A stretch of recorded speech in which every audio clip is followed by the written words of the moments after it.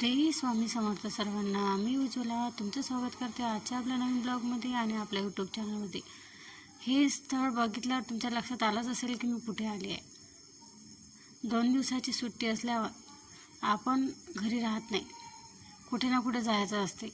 आमचं खूप दिवसाचं ठरलं होतं, आम्हाला अक्कलकोट गाणगापूर जायचं आहे. पण आज जाऊ उद्या जाऊ असं करून झालंच नाही.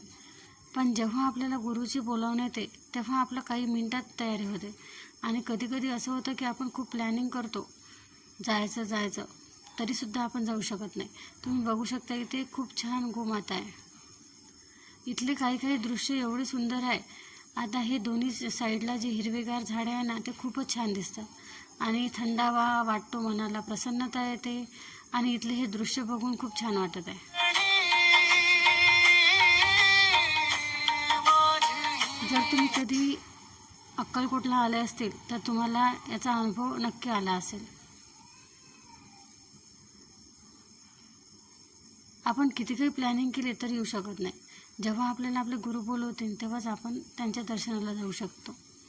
इथे काही फार मी शूट केलं नाही, कारण एवढ्या लांबवरून आपण दर्शनासाठी येतो आणि आपण जर या शूट करण्याच्या मागे राहिलो तर आपलं स्वतःचा काहीच बघणं होत नाही आणि काही त्या गोष्टीचा आपण त्या फिलिंग्स असा अनुभवू शकत नाही. त्यामुळे मी जास्त काही शूट केलं नाही. जेवढं शक्य होईल थोडंफार तेवढं शूट करण्याचा प्रयत्न केला आहे. आणि इकडून रस्ता जाईल आता हा मंदिरामध्ये. हे झाड खूप सुंदर आहे. या झाडाखाली आम्ही थोडा वेळ थांबलो आणि इथून आम्ही निघालो आता मंदिराकडे.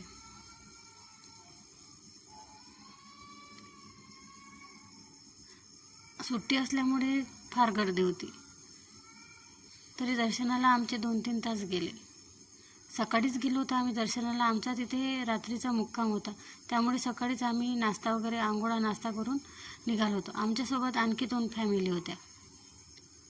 तुम्ही बघू शकता की दोन्ही साईडला मूर्त्या, फुलं, स्वामींच्या दर्शनाला भक्तांना घेण्यासाठी फुलं वगैरे होती.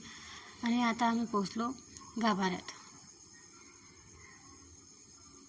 जेव्हा आपण स्वामीच्या मंदिरामध्ये येतो ना, तेव्हा आपल्याला खूप सुंदर असं मनाला असं वेगळीच प्रसन्नता वाटते. दर्शनासाठी गर्दी खूप होती. बराच वेळ आम्हाला इथे उभं राहायचं काम पडलं. त्यानंतर आमचं छान असं दर्शनही झालं.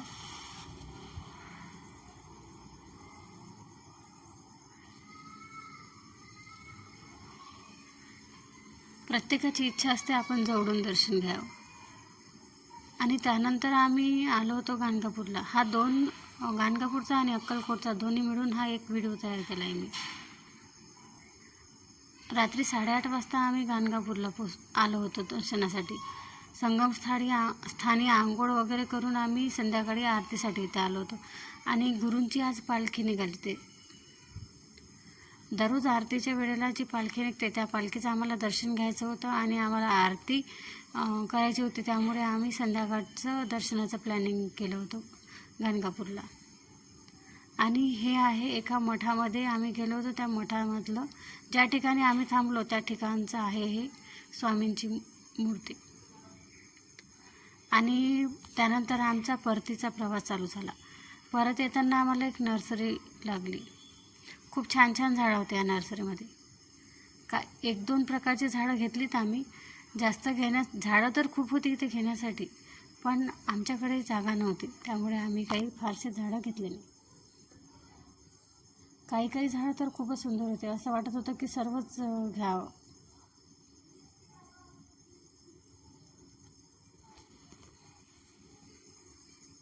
यामधले 1-2 प्रकारचे झाडं घेतले मी.